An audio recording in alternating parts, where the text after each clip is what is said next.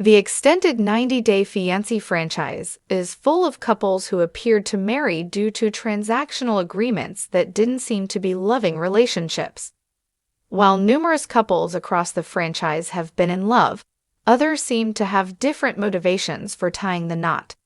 However, many of the transactional 90-day franchise marriages saw both parties attempting to profit from the relationship, though they frequently failed. Numerous 90-day Fiancé franchise couples have aired romances that appeared to be quite transactional, though they didn't go through with marriages. Such couples include Mike Burke and Ximena Morales-Cuellar, Bagot Brown and Rose Vega, and Usman Umar and Kim Mendes. Many of these relationships feature an older partner who is often American. They date someone foreign who seeks a new life and/or financial support. The older person gets a young spouse, while the younger partner improves their financial life through marriage. However, these arrangements have rarely worked out in the 90-day franchise. 7. Mohammed Bali and Danielle Mullins. Mohammed Bali and Danielle Mullins are one of the most infamous 90-day Fiancé franchise couples of all time. The duo appeared to share some sort of bond when they first dated online, though it was clear that they each wanted something from each other in person. Danielle made it obvious that she wanted sex from Mohammed, as she demanded it when he stopped getting intimate with her. Meanwhile, Mohammed appeared interested in starting a new life in the U.S., rather than making things work with Danielle. He did so after splitting from Danielle, who was furious over losing her physical intimacy with him. However, they're now friends. 6. Anfisa Arkhipchenko and George Nava.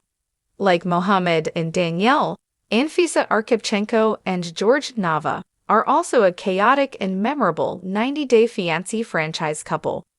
Anfisa and George have one of the most openly transactional relationships of all time, as Anfisa bluntly said she was with George for his money, while he was with her for her looks. Anfisa split from George when she found out that he didn't have very much money and had to serve a prison sentence. George ended up remarrying and became a happy family man. On the other hand, Anfisa remains single. However, she has since learned how to make her own money. 5. Molly Hopkins and Luis Mendez. Molly Hopkins and Luis Mendez are a classic example of a 90-day Fiancé franchise marriage that imploded due to its transactional nature. Molly and Luis fought nonstop, likely because they didn't marry based on love or compatibility. Luis revealed his real intentions behind marrying the older American woman after their split. Post-breakup, he moved to New Jersey and married someone else. This was likely the person he wanted to be with all along. However, they've since divorced. Meanwhile, Molly is now single, though she did have an age-appropriate relationship with cop Kelly Brown. 4. Ashley Martson and Jay Smith. In some respects, Ashley Martson and Jay Smith had a relationship that mirrored Molly and Luis' marriage. Older American woman Ashley thought she could bring younger foreign man Jay to the U.S. to help out with her family. However, he had no interest in being a stepfather or playing a domestic role. Ashley found Jay on Tinder shortly after their marriage. After 3 tries, Ashley divorced him, and she's definitely moved on. However, she still thinks that Jay has feelings for her. Ashley has looked back on her time on the show, mulling over the poor relationship choice she made. 3. Usman Umar and Lisa Hammy. Usman Umar and Lisa Hammy are another transactional couple in the 90-day Fiancé franchise, who surprisingly tied the knot on 90-day Fiancé before the 90 days.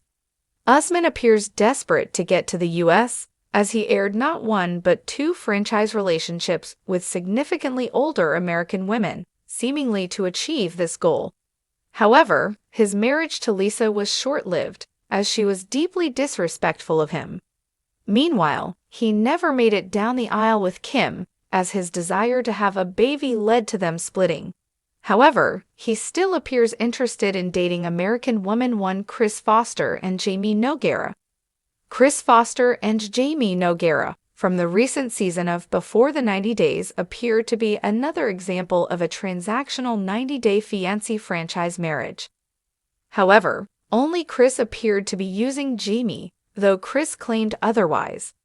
Chris married Jamie to start a new life in Colombia, though viewers alleged that Chris might be using drugs and wanted easier access to them. Meanwhile, Chris and her mother accused Jamie of using Chris